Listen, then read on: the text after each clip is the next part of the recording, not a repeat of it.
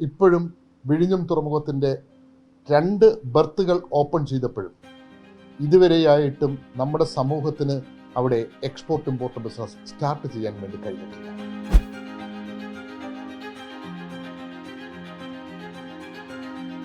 ഒരു തുറമുഖം വരുമ്പോൾ ആ തുറമുഖത്തിൻ്റെ സൗകര്യങ്ങൾ അനുസരിച്ച് നമുക്ക് ആ തുറമുഖത്തെ മുന്നോട്ട് കൊണ്ടുപോകുന്ന കാര്യത്തിനകത്തിൽ വിജയമായിരുന്നു എന്ന് ചോദിച്ചാൽ ഞാൻ പൂർണ്ണ സംതൃപ്തനായിട്ട് പറയാൻ എനിക്കത് കഴിയുന്നില്ല.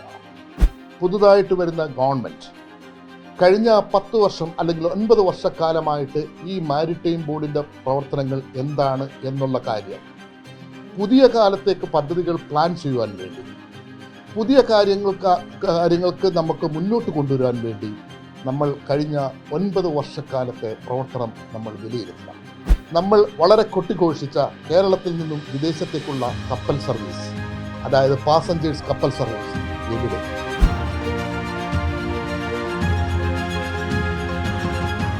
അടുത്തതായിട്ട് കേരള ഗവൺമെൻറ് ആരാണ് ഇപ്പോൾ അധികാരത്തിൽ വരുന്ന ഈ മുഖ്യമന്ത്രിയായാലും മറ്റ് മന്ത്രിമാരായാലും എങ്ങനെ കോസ്റ്റൽ ടൂറിസത്തെ നമുക്ക് ഉപയോഗപ്പെടുത്താൻ പറ്റും? നമസ്കാരം. ഇക്കഴിഞ്ഞ 10 വർഷത്തിനിടയിൽ കേരളത്തിൻ്റെ തുറമുഖ മേഖലയിൽ എന്തൊക്കെ മാറ്റങ്ങളാണ് ഉണ്ടായത്? അത് പൊതുസമൂഹത്തിന് ഏതെങ്കിലും തരത്തിൽ ഉപകാരപ്പെട്ടിട്ടുണ്ടോ, ദോഷകരമായിട്ടുണ്ടോ? നിരവധി ചോദ്യങ്ങൾ ഉയർന്നു വരുന്നു. പ്രത്യേകിച്ചും വിഴിഞ്ഞം തുറമുഖം വന്നതിന് ശേഷം നമ്മുടെ കേരളത്തിൻ്റെ വ്യവസായ വാണിജ്യ മേഖലയിൽ എന്തൊക്കെ മാറ്റങ്ങളാണ് വന്നിരിക്കുന്നത്? ഇനി വരാൻ പോകുന്ന സർക്കാർ എന്തൊക്കെ മാറ്റങ്ങളാണ് ഈ മേഖലയിൽ കൊണ്ടുവരേണ്ടത്? ഈ ഒരു വിഷയത്തിൽ ഇന്ന് മറുനാടനോട് പ്രതികരിക്കുകയാണ് കേരളത്തിൻ്റെ മാരിടൈം മേഖലയിലെ പെരുന്തച്ഛൻ എന്നറിയപ്പെടുന്ന ശ്രീ നാണു വിശ്വനാഥൻ. ചോദ്യത്തിന് ഉത്തരത്തിലേക്ക് വരുന്നതിന് മുമ്പേ ഞാൻ കേരളം ഒരു പുതിയ ചരിത്രത്തിന് തുടക്കം കുറിക്കുകയാണ്. ലോകവും പുതിയ എക്കോണമിക് ചരിത്രം കുറിച്ചുകൊണ്ട് മുന്നേറുകയാണ്. സമുദ്രാടിസ്ഥിതമായിട്ടുള്ള അല്ലെങ്കിൽ ഓഷ്യൻ ബേസ്ഡ് ആയിട്ടുള്ള എക്കോണമിയിലേക്കാണ് ലോകം മാറിക്കൊണ്ടിരിക്കുന്നത്. അതിൻ്റെ ഏറ്റവും വളരെ നേർചിത്രം ഇന്ന് നമ്മുടെ മുന്നിൽ ജീവിച്ചിരിക്കുന്ന, നമ്മൾ ഇന്ന് അനുഭവിച്ചുകൊണ്ടിരിക്കുന്ന ഹോർമീസ് കടലിടുക്ക് തെളിയിച്ചു കഴിഞ്ഞിരിക്കുന്നു. ഹോർമീസ് കടലിടുക്കിലെ ഒന്ന് ചെറുതായിട്ട് അമർന്നപ്പോൾ, ഒരു ചെറിയ തടസ്സം സൃഷ്ടിച്ചപ്പോൾ നമ്മുടെ ഗ്രാമത്തിലെ വീട് തൊട്ട് ലോകത്തിൻ്റെ നെറുകയിൽ വരെ പലയിടത്തും അടുപ്പുകൾ പുകയാതെ ബിസിനസ്സുകൾ തകിടം മറിയുന്ന, അവസരങ്ങൾ നഷ്ടപ്പെടുന്ന ഒരു കാലഘട്ടം നാം നേരിൽ കാണാൻ, അനുഭവിക്കുവാൻ നമുക്ക് ഇപ്പോൾ ഒരു അവസരം വന്നിരിക്കുന്നു. അതൊരു നല്ല സൂചനയല്ല എങ്കിൽ പോലും ആ അനുഭവം അതൊരു പാഠം ഉൾക്കൊള്ളാൻ വേണ്ടി ഉപയോഗിക്കേണ്ടതാണ്. ഇനിയും ഞാൻ അമൽ ചോദിച്ച ചോദ്യത്തിലേക്ക് വരാം. കേരളം ഏറ്റവും അധികം പ്രതീക്ഷയോടുകൂടിയായിരുന്നു വിഴിഞ്ഞം തുറമുഖത്തിന് 2015 തുടക്കം കുറിച്ചത്. ഇപ്പോൾ ആ തുറമുഖത്തിൻ്റെ ഒരു ഘട്ട പ്രവർത്തനം തുടങ്ങി ഏകദേശം 10 വർഷം പിന്നിടുന്നു. പക്ഷേ ആ 10 വർഷം നമ്മൾ പിന്നിടുമ്പോഴും നമ്മളെ സംബന്ധിച്ചിടത്തോളം തുറമുഖത്തിൻ്റെ ഒരു പരിധി വരെയുമുള്ള ഇൻഫ്രാസ്ട്രക്ചറിൻ്റെ നിർമ്മാണം നമുക്ക് പൂർത്തീകരിക്കാൻ കഴിഞ്ഞു. തുറമുഖത്തിൻ്റെ മാത്രം. ഒരു തുറമുഖം മുന്നോട്ട് കൊണ്ടുപോകണം എങ്കിൽ ആ തുറമുഖത്തിൻ്റെ ഇൻഫ്രാസ്ട്രക്ചറിനോട് ഒപ്പം തന്നെ ഓരോ ഗ്രാമം തൊട്ട് ആ തുറമുഖത്തിന് ഫീഡ് ചെയ്യുവാൻ ആവശ്യമായിട്ടുള്ള കാർഗോ, അത് അവിടെ എത്തിക്കുവാൻ ആവശ്യമായിട്ടുള്ള റോഡ്, റെയിൽ, മറ്റു തരത്തിലുള്ള കണക്ടിവിറ്റികൾ, അതിനെ ഹാൻഡിൽ ചെയ്യത്തക്ക തരത്തിലേക്കുള്ള എഡ്യൂക്കേറ്റഡ് ആയിട്ടുള്ള ഒരു സമൂഹം, അതിന് ആവശ്യമായിട്ടുള്ള കാർഗോയും അതിനാവശ്യമായിട്ടുള്ള വ്യവസായങ്ങളും വളർത്തിയെടുത്തു കൊണ്ടുവരിക, ലോകരാജ്യങ്ങളിലേക്ക് ആവശ്യമായിട്ട് വരുന്ന ഡിമാൻഡുകളെ ഫോർകാസ്റ്റ് ചെയ്ത് മുൻകൂട്ടി അതിനുവേണ്ടി പ്ലാൻ ചെയ്യുക. ഈ കാര്യത്തിനകത്തിലൊക്കെ ഒരു മാരിടൈം മേഖലയിൽ പ്രവർത്തിക്കുന്ന ഒരാളെന്ന നിലയ്ക്ക് എന്നോട് ചോദിച്ചാൽ ഞാൻ സംതൃപ്തനല്ല. ഇപ്പോഴും വിഴിഞ്ഞം തുറമുഖത്തിൻ്റെ 2 ബർത്തുകൾ ഓപ്പൺ ചെയ്തപ്പോഴും ഇതുവരെയായിട്ടും നമ്മുടെ സമൂഹത്തിന് അവിടെ എക്സ്പോർട്ട് ഇമ്പോർട്ട് ബിസിനസ് സ്റ്റാർട്ട് ചെയ്യാൻ വേണ്ടി കഴിഞ്ഞിട്ടില്ല. 10 വർഷമായിട്ട് പ്ലാൻ ചെയ്ത് തുടങ്ങിയിരിക്കുന്ന ഒരു തുറമുഖത്തിലെ ഇപ്പോഴും എക്സ്പോർട്ട് ഇമ്പോർട്ടും അല്ലെങ്കിൽ ഈ സമൂഹത്തിന് അതിനകത്തിലേക്ക് പങ്കാളികളാകാൻ കഴിയുന്നില്ല എങ്കിൽ നമുക്ക് ടാക്സ് ഇനത്തിലോ അല്ലെങ്കിൽ ഡ്യൂട്ടി ഇനത്തിലോ കുറച്ച് ഈ വരുമാനം കിട്ടുന്നു എന്നുള്ള പറഞ്ഞ് നമ്മൾ ആശ്വസിക്കാം എന്നുള്ളതിലുപരി ഒരു തുറമുഖം വരുമ്പോൾ ആ തുറമുഖത്തിൻ്റെ സൗകര്യങ്ങളനുസരിച്ച് നമുക്ക് ആ തുറമുഖത്തെ മുന്നോട്ട് കൊണ്ടുപോകുന്ന കാര്യത്തിനകത്തിൽ വിജയമായിരുന്നു എന്ന് ചോദിച്ചാൽ ഞാൻ പൂർണ്ണ സംതൃപ്തനായിട്ട് പറയാൻ എനിക്കത് കഴിയുന്നില്ല. ഇതുപോലെ തന്നെ നമുക്ക് മറ്റു തുറമുഖങ്ങളുടെയും കൂടെ എടുക്കാം. നാം എപ്പോഴും ചർച്ച ചെയ്യുമ്പോൾ വിഴിഞ്ഞം തുറമുഖത്തെക്കുറിച്ച് മാത്രമാണ് ചർച്ച ചെയ്യപ്പെടുന്നത്. കേരളത്തിൻ്റെ ജിയോഗ്രഫി പരിശോധിച്ചാൽ ഓരോ 30 കിലോമീറ്ററിനും ഇടയ്ക്കും നമ്മളെ സംബന്ധിച്ചിടത്തോളം 17 നോൺ മേജർ തുറമുഖങ്ങളും ഉണ്ട്. 2016 നിയമസഭയിൽ ഒരു ബിൽ അവതരിപ്പിച്ചു. 2017 കേരള മാരിടൈം ബോർഡ് ആക്ട് അനുസരിച്ച് കേരളത്തിലെ നോൺ മേജർ തുറമുഖങ്ങളെയും മൈനർ തുറമുഖങ്ങളെയും ഇൻലാൻഡ് വാട്ടർവേസിനെയൊക്കെ ഡെവലപ്പ് ചെയ്യുക എന്നുള്ള ലക്ഷ്യത്തോടു കൂടി നമ്മൾ ഒരു മാരിടൈം ബോർഡ് എക്സിക്യൂട്ട് ചെയ്തു. പുതുതായിട്ട് വരുന്ന ഗവൺമെൻറ് കഴിഞ്ഞ 10 വർഷം അല്ലെങ്കിൽ 9 വർഷക്കാലമായിട്ട് ഈ മാരിടൈം ബോർഡിൻ്റെ പ്രവർത്തനങ്ങൾ എന്താണ് എന്നുള്ള കാര്യം പുതിയ കാലത്തേക്ക് പദ്ധതികൾ പ്ലാൻ ചെയ്യുവാൻ വേണ്ടി, പുതിയ കാര്യങ്ങൾക്ക് നമുക്ക് മുന്നോട്ട് കൊണ്ടുവരാൻ വേണ്ടി നമ്മൾ കഴിഞ്ഞ 9 വർഷക്കാലത്തെ പ്രവർത്തനം നമ്മൾ വിലയിരുത്തണം. നാം പ്ലാൻ ചെയ്ത, നമ്മൾ വളരെ കൊട്ടിഘോഷിച്ച കേരളത്തിൽ നിന്നും വിദേശത്തേക്കുള്ള കപ്പൽ സർവീസ്, അതായത് പാസഞ്ചേഴ്സ് കപ്പൽ സർവീസ് എവിടെ? നമ്മളുടെ മാരിടൈം ബോർഡിൻ്റെ കീഴിലുള്ള എത്ര സ്ഥലം നാം ഉപയോഗിച്ചിട്ടുണ്ട്? കഴിഞ്ഞ 9 വർഷക്കാലമായിട്ട് മാരിടൈം ബോർഡുമായിട്ട് ബന്ധപ്പെട്ടിട്ട് നമുക്ക് പുത്തൻ പദ്ധതികൾ എന്തെല്ലാം ഈ സമൂഹത്തിനകത്തിലേക്ക് നമുക്ക് ചെയ്യാൻ വേണ്ടി കഴിഞ്ഞിട്ടുണ്ട്? വിദ്യാഭ്യാസ മേഖല മാരിടൈം മേഖലയിൽ നമുക്ക് തുടങ്ങുവാൻ വേണ്ടി കഴിഞ്ഞിട്ടുണ്ടോ? അങ്ങനെ വിവിധ തരത്തിലുള്ള കാര്യങ്ങൾ നമ്മൾ ശ്രദ്ധിക്കണം. നമുക്കിപ്പോൾ ഒരു കാര്യം മനസ്സിലായല്ലോ. ഹോർമൂസ് കടലിടുക്കിലെ ഇത്തരത്തിലേക്കുള്ള ഒരു പ്രശ്നം വന്നപ്പോൾ വിദേശ രാജ്യങ്ങൾക്കകത്തിൽ നിൽക്കുന്ന നമ്മുടെ യുവാക്കളുടെ പ്രശ്നങ്ങൾ, നമ്മുടെ നാട്ടിൽ ഗ്യാസ് പോലും കിട്ടാനില്ലാത്ത ഒരവസ്ഥ വന്ന് അടുക്കളയും നമ്മുടെ ഹോട്ടലുകൾക്കൊക്കെ അടയ്ക്കുന്ന അവസ്ഥ. അപ്പം ഇത്രമാത്രം ഒരു മാരിടൈം സെക്ടറിന് ആവശ്യകത, ആ ലോക സപ്ലൈ ചെയിൻ്റെ, ലോക ചരക്ക് വ്യാപാരത്തിൻ്റെ 95% നടക്കുന്നത് കടൽ മുഖാന്തരമാണ്. ആ 95% നടക്കുന്ന കടൽ മുഖാന്തരമുള്ള വ്യാപാരം കൃത്യമായിട്ട് നടന്നാൽ മാത്രമേ ലോകം നിലനിൽക്കത്തുള്ളൂ. അതുകൊണ്ടാണ് ലോക സപ്ലൈ ചെയിനാണ് ലോകത്തിൻ്റെ നിലനിൽപ്പിൻ്റെ ആധാരം എന്ന് പറയുന്നത്. അത് ഒരു പക്ഷെങ്കിൽ ഏറ്റവും കൂടുതൽ എക്സ്പ്ലോർ ചെയ്യാൻ കഴിയുന്ന ഒരു സ്റ്റേറ്റ് കേരളം അല്ലെങ്കിൽ ഒരു രാജ്യം ഇന്ത്യയാണ്. ഇന്ത്യ മഹാരാജ്യം അതുമായിട്ട് ബന്ധപ്പെട്ട നിരവധി പദ്ധതികൾ മുന്നോട്ട് വെച്ചിട്ടുണ്ട്. പക്ഷേ നമ്മളുടെ കേരളത്തിലേക്കുള്ള നമ്മുടെ കാര്യങ്ങൾ ഒന്ന് നോക്കൂ. ഈ 600 കിലോമീറ്റർ വരുന്ന തീരദേശവും, വിഴിഞ്ഞത്തുള്ള മെഗാ പോർട്ടും, കൊച്ചിയിലെ മേജർ പോർട്ടും, വല്ലാർപാടം കണ്ടെയ്നർ ടെർമിനലും, 17 നോൺ മേജർ തുറമുഖവും, കോട്ടയത്തുള്ള ഒരു ഇൻലാൻഡ് തുറമുഖവും, 4 വലിയ എയർപോർട്ടുകളും ഇൻ്റർനാഷണൽ എയർപോർട്ടുകളും, 44 നദികളും, 34 തടാകങ്ങളും ചേർത്ത് വെച്ചുകൊണ്ട് കേരളത്തെ നാം കൃത്യമായി ഫ്രെയിം ചെയ്ത് കൃത്യമായ പ്ലാനിൽ കൂടെ നമുക്ക് മുന്നോട്ട് പോകുമായിരുന്നു എങ്കിൽ, അല്ലെങ്കിൽ നമുക്കതിന് കഴിയുമെങ്കിൽ ഭാവിയിൽ ഇന്ന് കേരളം നേരിടുന്ന ഈ 5 ലക്ഷം രൂപയുടെ ബാധ്യത നമുക്കുണ്ടാകത്തില്ലായിരുന്നു. നമ്മളെ സംബന്ധിച്ചിടത്തോളം നമ്മുടെ ചെറുപ്പക്കാർ വിദ്യാഭ്യാസവും ജോലിയും അന്വേഷിച്ചു നമ്മുടെ നാട് വിട്ടിട്ട് ലോകരാജ്യങ്ങളിലേക്ക് പോകുന്ന ബ്രെയിൻ ട്രെയിൻ ഇതുപോലുണ്ടാകത്തില്ലായിരുന്നു.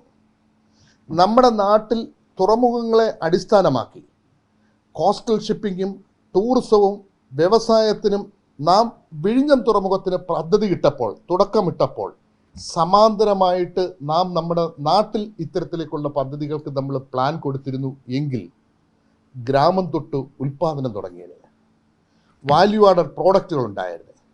ആ കാർഗോ ലോകരാജ്യങ്ങളിലേക്ക്, അവിടുത്തെ ലോകരാജ്യങ്ങൾക്ക് വരുന്ന ഡിമാൻഡ് അനുസരിച്ച് അയക്കത്തക്ക തരത്തിലേക്കുള്ള കാർഗോ നമ്മൾ എത്തിക്കാൻ വേണ്ടി ശ്രമിക്കുമ്പോൾ അവിടെ ഇൻഡസ്ട്രി ഡെവലപ്പ് ചെയ്യുന്നു, പാക്കിംഗ് ഇൻഡസ്ട്രി ഉണ്ടാകുന്നു, മാർക്കിംഗ് ഇൻഡസ്ട്രി ഉണ്ടാകുന്നു, ട്രാൻസ്പോർട്ടേഷൻ ഉണ്ടാകുന്നു, ഡോക്യുമെൻറ്റേഷൻ രംഗത്തേക്ക് വരുന്നു, കസ്റ്റംസ് രംഗത്തേക്ക് ഓപ്പർച്യൂണിറ്റി വരുന്നു, നിയമരംഗത്തേക്ക് ഓപ്പർച്യൂണിറ്റീസ് വരുന്നു. ഇങ്ങനെ നമ്മളെ സംബന്ധിച്ചിടത്തോളം ടൂറിസം രംഗത്തേക്ക് റോഡിലെ കഞ്ചഷൻ കുറച്ചുകൊണ്ട് കോസ്റ്റൽ ഷിപ്പിംഗ് നമുക്ക് കൊണ്ടുവരാൻ വേണ്ടി പറ്റുമായിരുന്നു. ഇൻലാൻഡ് വാട്ടർവേസിനെയും നമ്മുടെ കടൽ തീരത്തെയും ഹൈസി ഉൾപ്പെടെയുള്ള ഭാഗങ്ങളെ കൂടെ ചേർത്ത് നിർത്തിക്കൊണ്ട് നമുക്ക് വിവിധ തരത്തിലേക്കുള്ള ടൂറിസങ്ങൾക്ക് പ്ലാൻ ചെയ്യാൻ പറ്റുമായിരുന്നു.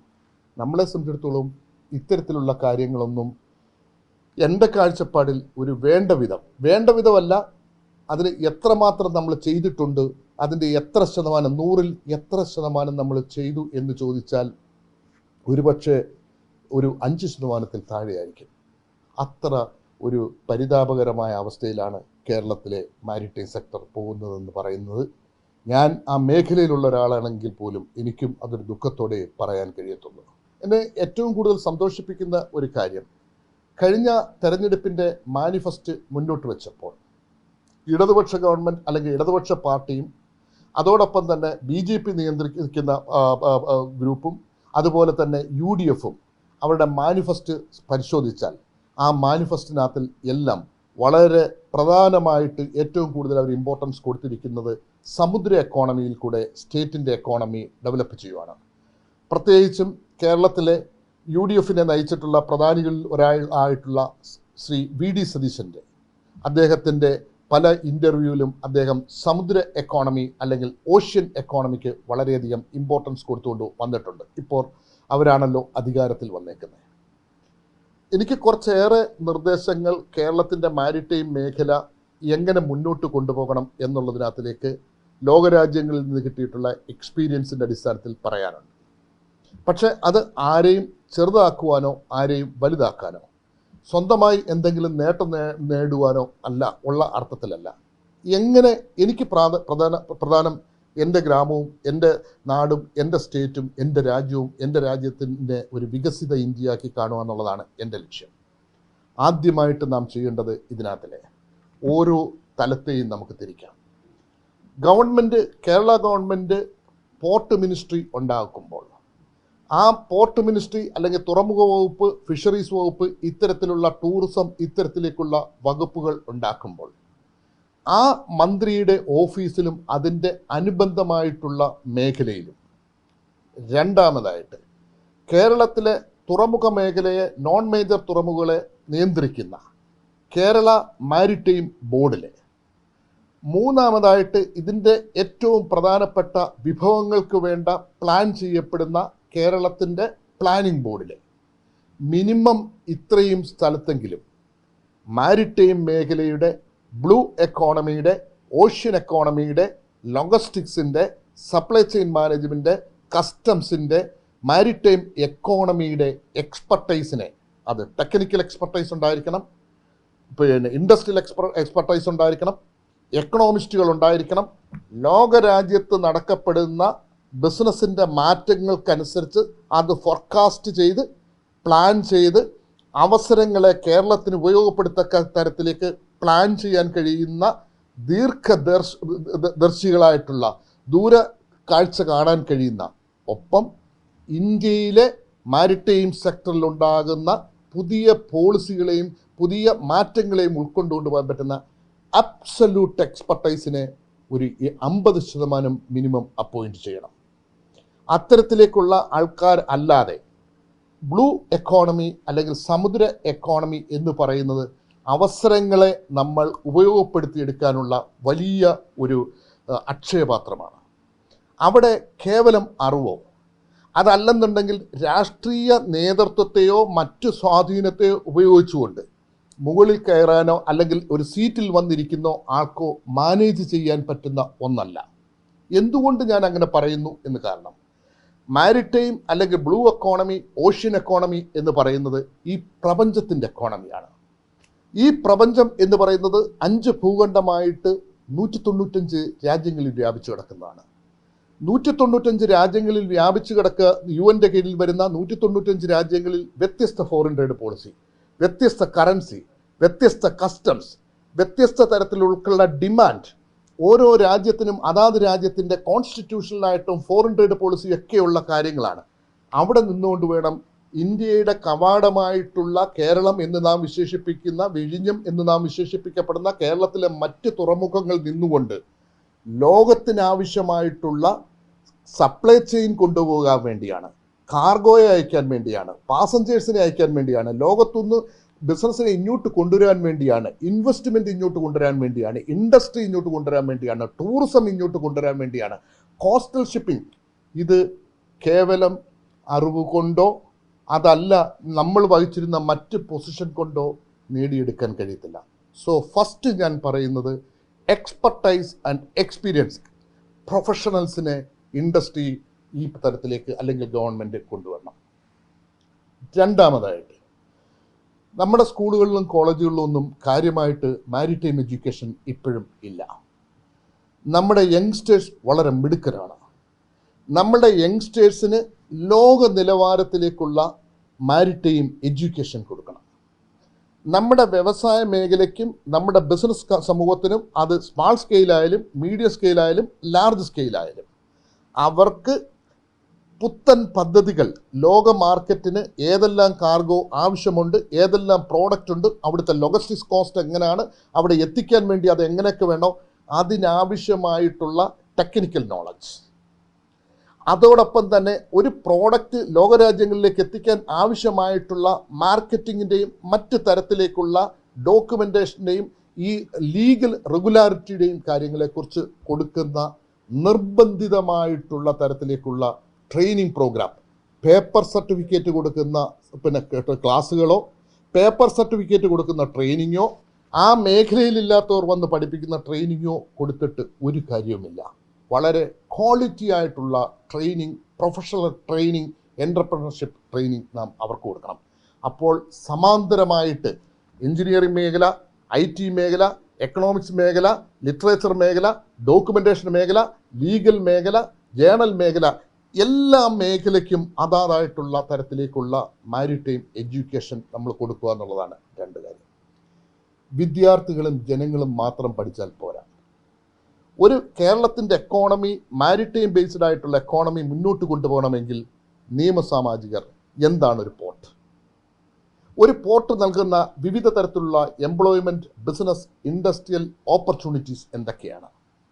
അതിന് തൻ്റെ സ്റ്റേറ്റിനെ തയ്യാറാക്കുവാൻ വേണ്ടി ഏതെല്ലാം തരത്തിലുള്ള പ്രോജക്റ്റുകൾ കൊണ്ടുവരണം? തൻ്റെ സമൂഹത്തിനെ അതിനുവേണ്ടിയുള്ള ഏതെല്ലാം തരത്തിലുള്ള എക്സ്പെർട്ടൈസ് കൊടുക്കണം? ഇത് പാകപ്പെടുത്തുവാൻ വേണ്ടി തിരഞ്ഞെടുക്കപ്പെട്ടിട്ടുള്ള ഗവൺമെൻറ് അവർ ഒരു മടിയും വിചാരിക്കാതെ, പാർലമെൻറ്റേറിയൻസ് ആയാലും ലെജിസ്ലേച്ചറിലുള്ളവരായാലും കോർപ്പറേഷൻ ആയാലും മുനിസിപ്പാലിറ്റി ആയാലും പഞ്ചായത്തായാലും അവരവരുടെ പഞ്ചായത്ത് തൊട്ട് മുകളിലേക്കുള്ള അവയർനെസ് പ്രോഗ്രാം ഉദ്യോഗസ്ഥരുൾപ്പെടെയുള്ളവർക്ക് കൊടുക്കണം. കാരണം അവരാണ് പ്ലാൻ ചെയ്യപ്പെടുന്നത്. തൻ്റെ പഞ്ചായത്തിലെ ഏതെല്ലാം പ്രോഡക്റ്റുകളുടെ അവൈലബിലിറ്റി ഉണ്ട്, ആ പ്രോഡക്റ്റിനെ എങ്ങനെ ലോക മാർക്കറ്റിൽ എത്തിക്കാൻ വേണ്ടി പറ്റും, അതുമായിട്ട് ബന്ധപ്പെട്ട് ഇൻഡസ്ട്രി എങ്ങനെ തുടങ്ങാൻ പറ്റും, അതുമായിട്ട് ബിസിനസ് എങ്ങനെ ചെയ്യാൻ പറ്റും. ഈ കർഷകർ സാധാരണക്കാരുണ്ടാക്കുന്ന കാർഗോ പൂൾ ചെയ്ത് right product right time right പ്ലേസിൽ എത്തിക്കാൻ കഴിയുമ്പോഴാണ് പണം നമ്മുടെ പോക്കറ്റിൽ എത്തുന്നത്, നമുക്ക് വിദേശ കറൻസി നമുക്ക് കിട്ടുന്നത്, നമ്മുടെ രാജ്യത്ത് എംപ്ലോയ്മെൻറ്റ് ക്രിയേറ്റ് ചെയ്യപ്പെടുന്നത്. അതിന് അധികാര കേന്ദ്രം തൊട്ട് ഉദ്യോഗതല തൊട്ട് പ്രൊഫഷണൽ സ്റ്റാൻഡേർഡ് ട്രെയിനിങ്, ഞാൻ പറഞ്ഞല്ലോ കേരളം ട്രെയിനിങ്ങുകളുടെയും കോൺക്ലേവുകളുടെയും സെമിനാറുകളുടെയും ഒരു കേന്ദ്രമാണ്. പക്ഷേ കഴിഞ്ഞ കുറച്ച് നാളായിട്ട് നടന്നിട്ടുള്ള സെമിനാറിൽ നിന്നും അല്ലെങ്കിൽ കോൺക്ലേവിൽ നിന്നും എന്ത് ഔട്ട്പുട്ട് എന്തായി എന്ന് നോക്കണം. അടുത്തത്, ഞാൻ വളരെ കാര്യമായിട്ട് തന്നെ ഗവൺമെൻറ്, സ്റ്റേറ്റ് ഗവൺമെൻറ് മാത്രമായിട്ടൊന്നും കേൾക്കുന്നില്ല, ഇത് കേൾക്കുന്ന പാർലമെൻറ്റിലുള്ളവരും അല്ലെന്നുണ്ടെങ്കിൽ സ്റ്റേറ്റിലേക്കുള്ള, ഞാൻ തന്നെ പാർലമെൻറ്റിലേക്ക് ഇതിനൊരു പേപ്പർ അവതരിപ്പിക്കാൻ വേണ്ടി ഉദ്ദേശിക്കുകയാണ്. മാരിടൈം എന്ന് പറയുന്നത് ഒരു ലോകം, ഈ പ്ലാനറ്റ് മൊത്തത്തിൽ ഇടപെടേണ്ട ബിസിനസ്സിൻ്റെ കാര്യമാണ്. അപ്പം 195 രാജ്യവും 7 ഭൂഖണ്ഡവും 71% വരുന്ന ഓഷ്യനും 29% വരുന്ന കരയും ആകാശവും കൂടെ ചേർന്ന മൾട്ടി മോഡൽ ട്രാൻസ്പോർട്ടേഷനിൽ മുന്നോട്ട് കൊണ്ടുപോകാൻ നമ്മളെ സംബന്ധിച്ചിടത്തോളം നമ്മളുടെ ഒരു രാജ്യത്ത് മാത്രം നിൽക്കുന്ന ഒരു സിവിൽ സർവീസ് എന്ന തരത്തിലേക്കുള്ളവർ പോരാ. മാരിടൈം മേഖലയെ മുന്നോട്ട് നയിക്കാൻ വേണ്ടി ഇന്ത്യൻ മാരിടൈം സർവീസ് തുടങ്ങണം. ലോകത്തിൻ്റെ സ്പന്ദനമറിയാവുന്ന തരത്തിലേക്ക്, ലോകത്തിലെ ഫോറിൻ ട്രേഡ് പോളിസികൾ മനസ്സിലാക്കിക്കൊണ്ട്, ലോക ചരക്ക് വ്യാപാരത്തിന് വേണ്ട എന്തൊക്കെയാണ്, വേൾഡ് കസ്റ്റംസ് എന്തൊക്കെയാണ് പറയുന്നത്, വേൾഡ് ഷിപ്പിംഗ് കമ്പനികൾ എന്തൊക്കെയാണ് പറയുന്നത്, ലോകരാജ്യങ്ങളിൽ ഷിപ്പിങ്ങുമായിട്ട് ബന്ധപ്പെട്ട് കിടക്കുന്ന ട്രീറ്റികളും കോൺട്രാക്റ്റുകളും എന്തൊക്കെയാണ് വരുന്നത്, ഹൈസി എങ്ങനെ ഉപയോഗിക്കാൻ വേണ്ടി പറ്റും, ഷിപ്പ് നിർമ്മാണവുമായിട്ട് ബന്ധപ്പെട്ടുള്ള ടെക്നോളജികൾ എന്തൊക്കെയാണ്, ഷിപ്പ് നിർമ്മാണവും ഷിപ്പ് റീസൈക്ലിങ്ങുമായിട്ട് ബന്ധപ്പെട്ട ടെക്നോളജികൾ എന്തൊക്കെയാണ്, ഇതുമായിട്ട് ബന്ധപ്പെട്ടിട്ടുള്ള കൺവെൻഷനുകൾ എന്തൊക്കെയാണ്. ഇത്തരത്തിലേക്ക് നമ്മൾ IAS അല്ലെങ്കിൽ IPS IRS എന്നൊക്കെ പറയുന്ന തരത്തിൽ കുറച്ചുകൂടെ ഒരു അപ്പർ ലെവലിലേക്ക് നമ്മളെ സംബന്ധിച്ചിടത്തോളം നമ്മൾ ഒരു മാരിടൈം സർവീസ് ബോഡി ഇന്ത്യയിലും കേരളത്തിൽ നമ്മൾ കൊണ്ടുവരണം. അതിലൂടെ മാത്രമേ, കാരണം ഇനിയും ആരാണോ കടലിനെ കീഴ്പ്പെടുത്തുന്നത് അവർ ലോകം കീഴ്പ്പെടുത്തും എന്നാണ് ഫിലോസഫി എന്ന് പറയുന്നത്. ശരിയല്ലേ? ലോക ചരക്ക് വ്യാപാരത്തിൻ്റെ 95% കടലിൽ കൂടെ നടക്കുന്നു. കടൽ എന്ന് പറയുന്നതാണ് നമ്മളെ സംബന്ധിച്ചിടത്തോളം ഓക്സിജൻ തന്ന് നമ്മുടെ അന്നത്തിൻ്റെ കര ഓൾറെഡി നാം യൂസ് ചെയ്ത് കഴിഞ്ഞിരിക്കുന്നു. ഇനിയും എല്ലാവരും കടലുമായിട്ട് ബന്ധപ്പെട്ട, ഓഷ്യനുമായിട്ട് ബന്ധപ്പെട്ട, ഇൻലാൻഡ് വാട്ടർ വേസുമായിട്ട് ബന്ധപ്പെട്ട എക്കോണമിയിലേക്കാണ് കണ്ണു നക്കുന്നത്. അപ്പോൾ അങ്ങനെയുള്ള കാര്യങ്ങൾ നാം ചെയ്യുവാൻ വേണ്ടി നമ്മളെ സംബന്ധിച്ചിടത്തോളം നമ്മുടെ ഇടയിൽ ധാരാളം മിടുക്കരായിട്ടുള്ള കുട്ടികളുണ്ട്. അവരെ നമ്മൾ ഇതിനു വേണ്ടി തയ്യാറാക്കി കൊണ്ടുവരണം. ആ തയ്യാറാക്കി കൊണ്ടുവന്നിട്ട് ഈ കേരളം ഇന്ത്യയുടെ മുന്നിൽ, അതായത് ഇന്ത്യൻ മാരിടൈം സർവീസ് എന്ന് പറയുന്ന ഒരു ഒരു അവസരം കേരളം ചെയ്ത് കാണിച്ചു കൊടുക്കണം. അത്തരത്തിലേക്ക് നമുക്ക് ഇത് കൊണ്ടുവരണം. അടുത്തതായിട്ട് കേരള ഗവൺമെൻറ് ആരാണ് ഇപ്പോൾ അധികാരത്തിൽ വരുന്ന ഈ മുഖ്യമന്ത്രിയായാലും മറ്റ് മന്ത്രിമാരായാലും എങ്ങനെ കോസ്റ്റൽ ടൂറിസത്തെ നമുക്ക് ഉപയോഗപ്പെടുത്താൻ പറ്റും. ആ കോസ്റ്റൽ ടൂറിസത്തെയും കോസ്റ്റൽ ട്രാൻസ്പോർട്ടേഷനെയും ഇൻലാൻഡ് വാട്ടർ വേസിനെയും കണക്ട് ചെയ്യുന്ന തരത്തിലേക്കുള്ള പദ്ധതികൾ നമ്മൾ കൊണ്ടുവരണം. ആ പദ്ധതി നമുക്ക് കൊണ്ടുവരുമ്പോഴാണ് നമുക്ക് റോഡിലെ കഞ്ചഷൻ കുറയ്ക്കാൻ പറ്റുന്നത്, അപകടം നമുക്ക് കുറയ്ക്കാൻ പറ്റുന്നത്. രാജ്യം സ്റ്റേറ്റ് നേരിടുന്ന ഏറ്റവും വലിയ പ്രശ്നമാണ് ലോജിസ്റ്റിക്സ് കോസ്റ്റ് എന്ന് പറയുന്നത്. അത് ഇൻലാൻഡ് വാട്ടർ വേസിൽ കൂടെ കോസ്റ്റൽ മേഖലയിൽ കൂടെ നമുക്ക് അതിന് ഉപയോഗിക്കുമ്പോൾ നമുക്ക് ലോജിസ്റ്റിക്സ് കോസ്റ്റ് കുറയ്ക്കാൻ വേണ്ടി പറ്റും. ഒപ്പം പോർട്ട്, ഷിപ്പിംഗ്, ലോജിസ്റ്റിക്സ് ഇതിൻ്റെ മൾട്ടിപ്പിൾ മേഖല കൈകാര്യം ചെയ്യണമെങ്കിൽ ഇപ്പം കാർഗോ സ്റ്റഫ് ചെയ്യണം, തൊഴിലാളികൾക്ക് അതിനനുസരിച്ചിട്ടുള്ള ട്രെയിനിങ് കൊടുക്കണം. ഒരു എക്സാമ്പിൾ ഞാൻ പറയാം, അപ്പോൾ നിങ്ങൾക്ക് റോഡ് ആൻഡ് ട്രാൻസ്പോർട്ട് അതോറിറ്റി നമ്മളുടെ ഇവിടുത്തെ ഒരു കണ്ടെയ്നർ എന്ന് പറയുന്നത് 40 അടി അല്ലെ 20 അടി 40 അടി അല്ലെ 20 അടിയുണ്ട്. ഇതൊരു ട്രക്കേൽ വെച്ച് ഒരു ഡ്രൈവർ ഈ ജനക്കൂട്ടത്തിനിടയ്ക്കൂടെ കൊണ്ടുപോകുമ്പോൾ എന്തെല്ലാം പ്രിക്കോഷൻസ് എടുക്കണം. അപ്പം ഒരു ഡ്രൈവർ ഒരു ട്രക്കും ട്രെയിലറും ഓടിക്കുമ്പോൾ എന്തെല്ലാം ശ്രദ്ധിക്കണം, ഒരു ഡ്രൈവറുടെ ട്രെയിനിങ് എങ്ങനെയായിരിക്കണം, ഡിസാസ്റ്റർ മാനേജ്മെൻറ്റ് എങ്ങനെയായിരിക്കണം. നമ്മൾ കണ്ടാണ് MSCയുടെ ഒരു കപ്പൽ മറിഞ്ഞപ്പോൾ സാൽവേജിനും ടോവേജിനും അതിൻ്റെ സർവേക്കുമൊക്കെ കിടന്ന് നമ്മൾ നെട്ടോട്ടം ഓടുന്നത്. സോ ഞാൻ പറഞ്ഞു വരുന്നത്, നിരവധി നിർദ്ദേശങ്ങൾ എനിക്ക് ഗവൺമെൻറ്റിൻ്റെ മുന്നിലേക്ക് വെക്കാനുണ്ട്. അതെല്ലാം എഴുതി തയ്യാറാക്കി എത്തിക്കുകയും ചെയ്യും. പക്ഷേ അടിസ്ഥാനപരമായിട്ട് നാം ചെയ്യേണ്ട കാര്യം ഈ മേഖല എക്സ്പെർട്ടൈസ് ആൻഡ് എക്സ്പീരിയൻസ്ഡ് ആയിട്ടുള്ള ആൾക്കാരുടെ കയ്യിലേക്ക് വിട്ടുകൊടുക്കുക. അതിൽ മൾട്ടിപ്പിൾ ഫേസിലുള്ള കസ്റ്റംസ് വേണം, പിന്നെ കോസ്റ്റ് ഗാർഡ് വേണം, ഇൻഡസ്ട്രി മേഖല വേണം, കൊമേഴ്സ് മേഖല വേണം, ജേർണലിസ്റ്റുകൾ വേണം, ടൂറിസ്റ്റ് വേണം. ഇങ്ങനെയുള്ള എല്ലാവരെയും കൂടെ കൺസോൾഡേറ്റ് ചെയ്തുകൊണ്ട് ഒരു പുതിയ തലത്തിലേക്ക് സമുദ്ര എക്കോണമിയെ ഉപയോഗപ്പെടുത്തത്തക്ക തരത്തിലേക്ക് നാം വരണമെന്നാണ് എനിക്കതിൻ്റെ ഏറ്റവും ചുരുക്കി പറയാനുള്ളത്. എന്തായാലും സർക്കാർ കൊട്ടിഘോഷിച്ച് കൊണ്ടുവന്ന വിഴിഞ്ഞം തുറമുഖത്ത് സമൂലമായ മാറ്റങ്ങൾ ഉണ്ടാകാത്തതിനുള്ള കാരണം ഈ മാരിടൈം മേഖലയുമായി കൂടുതൽ അറിവുള്ള ഉദ്യോഗസ്ഥരെയോ അതുകൂടാതെ മന്ത്രിയെയോ നിയമിക്കാത്തതാണ് ഇത്തരത്തിലുള്ള മാറ്റങ്ങൾ ഉണ്ടാകാത്തതിന് പിന്നിലുള്ള പ്രധാന കാരണം. ക്യാമറമാൻ അഖിൽ അശോകിനൊപ്പം അമൽ രുദ്ര, മറുനാടൻ മലയാളി, തിരുവനന്തപുരം.